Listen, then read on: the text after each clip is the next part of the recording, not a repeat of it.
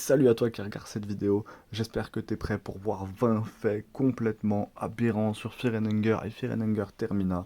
Moi c'est carré, il y a tous les guides disponibles sur la chaîne pour recruter tous les personnages, pour battre tous les boss. C'est en train d'arriver sur Fear and Hunger Termina. Merci à tous pour la force que vous avez envoyée sur la vidéo. Trouvez le garde en moins de 20 minutes, continuez à en envoyer. Je vais vous sortir un épisode 2 de 20 faits aberrants prochainement. Merci à tous et en tout cas, enjoy pour cette vidéo. Dans les toilettes publiques, dans Fear and Hunger Termina, le jeu va vous offrir une fin extrêmement cruelle. Dès le début du jeu, ça permet au jeu de faire un tri parmi les différents joueurs et de vous expliquer à quel point le jeu est d'une violence. Vous vous retrouvez enfermé juste ici et le jeu vous propose de mettre fin à votre vie directement. La partie se termine comme au niveau des cavernes, vous avez juste à traverser le pont et vous allez tomber sur Sans Lune ou Moonless qui va venir vous agresser. Si vous lui jetez 2 Rotten Meat, elle va venir dans votre équipe. C'est un monstre qui est très utile parce qu'il est très puissant et qui fait beaucoup de dégâts. N'hésitez pas à vous abonner, il y a tous les tutos pour récupérer chaque personnage de Fear and Hunger de disponible sur la chaîne. Les trous dans le sol sont une mécanique bien particulière à Fear and Hunger. Si vous entendez un craquement sous vos pieds, vous allez avoir un pile ou face. Et cela va créer un trou dans lequel vous pouvez soit sauter si vous l'esquivez, soit vous allez tomber directement dedans. Et si vous n'avez pas de chance, vous n'allez jamais réussir à en sortir car vous allez avoir besoin d'une small key ou d'utiliser lockpicking. En plus, il y a un peu quand même de loot dedans. Et si vous n'avez pas de chance, vous restez enfermé à cet endroit-là. Dangereux peut se battre très facilement, il s'agit d'un monstre sur Fear and Hunger Termina, un monstre très fort. Si vous jetez la gasoline à ses pieds, vous allez avoir un petit pile ou face qui va apparaître. Bien sûr, il faut avoir un peu de chance pour l'éviter, sinon vous allez prendre des dégâts. Et si vous faites exploser la gasoline qui est juste ici, le combustible, on va voir qu'on peut quasiment le one-shot. Donc c'est une technique qui est très utile, qui est très puissante, qui va vous simplifier le jeu face à ce monstre très puissant qui arrive très vite en début de partie. Il nous a tué sur une vidéo disponible sur la chaîne, bien sûr. Ce monstre très compliqué est en réalité très facile à battre. Il suffit de faire What Was That plusieurs fois. Et à la 4e fois, vous allez avoir un pile ou face qui va se lancer. Si vous réussissez à gagner ce pile ou face, vous allez éliminer directement le monstre. Donc comment éliminer un monstre très facilement en lui parlant juste 4 fois d'affilée, c'est quand même vachement hallucinant. Et salut tout le monde, faites attention aux trous quand vous arrivez à cet endroit-là. Aujourd'hui, on va voir un monstre un petit peu particulier. Il s'agit bien sûr du Butterfly, c'est pour ça que vous avez cliqué sur cette vidéo. Le mob qui se cache juste ici et qui dit « S'il vous plaît, je veux me transformer en papillon ». Donc c'est un monstre qui est assez étrange. Vous vous demandez sans doute ce qu'il fait là. Moi, il m'a vraiment intrigué, je me suis demandé ce qu'il faisait là. Donc j'ai effectué mes petites recherches sur internet. Donc déjà, comment le battre? On peut se rendre compte que c'est un mob qui est extrêmement faible. Vous allez voir, il suffit d'un coup et il est éliminé directement. Si vous le tuez, il donne pas grand chose. Là, notre ami Garenoak utilise une Soulstone dessus. Je pense pas qu'il y a une raison particulière ou une explication particulière parce que ça lui apporte rien du tout. Donc si vous avez l'explication, n'hésitez pas à le mettre en commentaire. Mais en tout cas, c'est un monstre lambda, il suffit de mettre un coup et il meurt, il va même pas chercher spécialement à vous attaquer. Par contre, ce qui est intéressant, c'est qu'on a des organes qu'on peut cut. Donc il y en a un qui est vers le garde, il y en a un autre qui est de l'autre côté, il me semble que c'est au niveau de la mine, et il y en a un dernier au niveau de la ville. Et si vous tranchez celui qui est au niveau de la ville, donc vous cut celui qui est au niveau de la ville, quand vous allez revenir à cet endroit-là où il y a le Butterfly, on peut voir que le Butterfly est parti, et vous allez pouvoir ramasser la Butterfly Soul. Donc je vous invite à aller voir la vidéo de All Bones Jones qui vous montre tout ça. La Butterfly Soul, c'est the soul of the butterfly make it easier to evade incoming. Attack with a feather, light step, avec cet accent horrible, donc ça va augmenter vos chances d'évasion, donc vous devriez pouvoir vous évader des combats plus facilement grâce à l'âme du papillon. Donc on imagine qu'il a réussi à devenir un papillon et qu'il a laissé l'âme du papillon. Donc en plus apparemment vous ratez peut-être moins d'attaques aussi, je pense que ça doit être ça. Donc Butterfly pas très utile à part pour récupérer son âme. Abonnez-vous, pouce bleu, une vidéo par jour sur Fear and Hunger, c'était carré pour vous servir. Le Lézardman, c'est un monstre bien dégueulasse que vous pouvez trouver uniquement à la fin du donjon, donc dans le Gauntlet. Donc c'est vraiment la fin de Fear and Hunger. Pourquoi ce monstre? Si vous remarquez bien, il a une apparence très horrible. On sent que c'est une combinaison de deux monstres bien connus, donc le Yellow Mage et le Lézard. Et malheureusement, si ce Yellow ou Lizard Mage existe, c'est parce que c'est la reproduction d'un acte d'amour entre le lézard, donc l'homme lézard, et le Yellow Mage. Horrible, tout simplement. Juste avant le garde, vous allez tomber sur ce gros organe violet. On va vous proposer de le couper. Il y en a 3 qui sont un peu cachés partout dans le donjon. Je vous invite à couper les 3, ça va vous ouvrir l'entrée vers la fin du jeu. Pocket Cat, hein, c'est quelqu'un d'iconique dans Fear and Hunger. On voit que si on arrive avec la petite fille est terrifiée.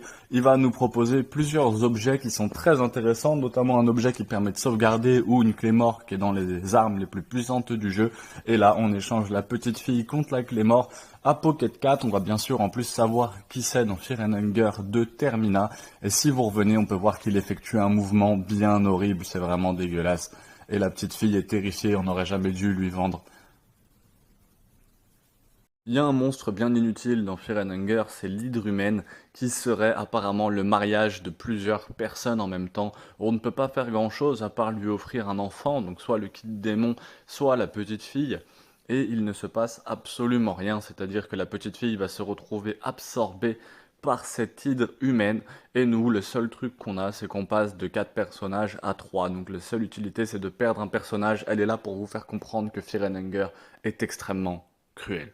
Cet endroit précis, alors faut avoir Nassara avec soi, vous pouvez sauter, et si vous sautez, vous allez vous retrouver en avançant un petit peu plus loin, dans un espèce de laboratoire secret, et si vous vous souvenez bien, il y a un mob un peu particulier, un boss qui est tourmenté, et avant on peut sacrifier un personnage, et vous avez peut-être pas envie de sacrifier un personnage, et bah à cet endroit-là, alors faut bien avoir Nassara avec soi, vous allez pouvoir cloner justement votre personnage, donc avoir un Husk, ce qui va vous permettre de sacrifier le Husk justement et pas un de vos personnages et vous simplifier le combat contre le Tourmented One. Je sais que c'est un combat où le guide a été particulièrement utile pour beaucoup d'entre vous.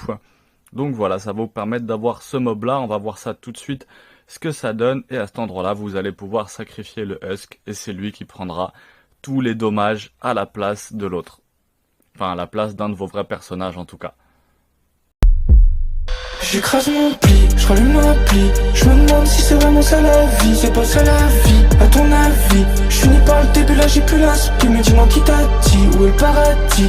Est-ce que j'ai l'air d'être heureux à ton avis? Mais tu Le plus grand mystère de Fear and Hunger, il est là, le plus grand secret, c'est le dernier mode Dungeon Knight qui a été commenté sur ma chaîne, le poisson d'avril de Fear and Hunger, le mode Dungeon Knight qui n'est rien d'autre qu'un simulateur de rencontre, grosso modo, donc c'est quand même incroyable dans Fear and Hunger.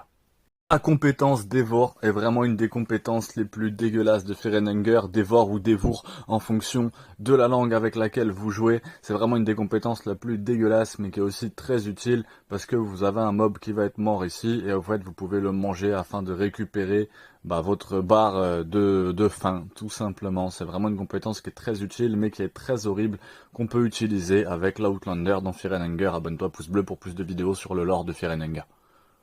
Jouer au mode Dungeon Knight dans Fear and Hunger, très simple, il suffit de finir le jeu au moins une fois, même avec la fin E, c'est-à-dire même avec la plus mauvaise fin, vous finissez le jeu et vous allez débloquer ce mode. Bon, je vais vous donner un petit hack dans le jeu, quand vous commencez, vous avancez tout droit, vous allez là, vous appuyez sur A et vous commencez à 3. J'ai identifié 2 façons de sauvegarder dans Fear and Hunger. La première, c'est une salle un petit peu cachée. Là, à droite, vous avez le chevalier qui tient la clé mort Ser Seyor, je crois, ou quelque chose comme ça. En bas, on a l'espèce de boss que Kameto décrit. Et on a une petite salle juste ici, avec une statue qui tient une colombe. Et la première save, seulement la première save, hein, je tiens à le préciser, la première save dans cette salle est sûre et sereine. Vous pouvez sauvegarder sans avoir la moindre crainte de mourir. C'est quand même très agréable dans un jeu comme celui-ci. La deuxième façon, alors je ne l'ai pas là en vidéo, c'est le livre. Vous avez un book, effectivement, un book qui apparaît en doré. J'ai plus le nom du livre, surtout c'est un nom anglais, donc je vais l'écorcher, ça va être horrible. Mais un livre qui apparaît en doré, et lorsque vous utilisez ce livre, ça vous permet de sauvegarder, tout simplement. Abonnez-vous, pouce bleu, une vidéo par jour sur le lore de Fear and Hunger. Après vous êtes bien baladé dans le donjon de Fear and Hunger, vous allez sûrement retourner à la case départ. Et à ce moment-là, vous aurez un marchand qui apparaîtra à cet endroit-là. Et ce marchand a une grande particularité, c'est un marchand escroc qui vous vendra des potions qui ne fonctionnent pas. Si vous faites la bêtise d'acheter une potion of life ou une potion of full healing, cette potion vous rendra juste malade. C'est vraiment berserk même, faut même se méfier du marchand, c'est tout le bonheur de Fear and Hunger. Démon enfant, le kit démon, c'est le membre du groupe le moins simple que vous pouvez recruter. C'est vraiment le plus dur à avoir. Il y a vraiment beaucoup d'étapes pour le recruter. Vous aurez besoin du sort Graine de démon, acquis lors de la création du livre Life 2, écrit par donc Nostramus, en utilisant un empty scroll. La première page du livre, elle se trouve dans la bibliothèque où il y a Enki. La deuxième page du livre se trouve dans la salle de Nostramus, dans les mines, et la dernière page se trouve à travers la porte de Mahabra à gauche de la tour sans fin. Vous devez utiliser des graines de démon sur un cadavre de Night Lurch qui vous donneront ensuite le bébé démon membre du groupe, et après suffisamment de pas dans l'Overworld le feront mûrir pour devenir le Kid Demon. The Passage of My Arbre, donc c'est juste un livre très utile qui vous permet de récupérer l'arme la plus puissante du jeu, au cas où.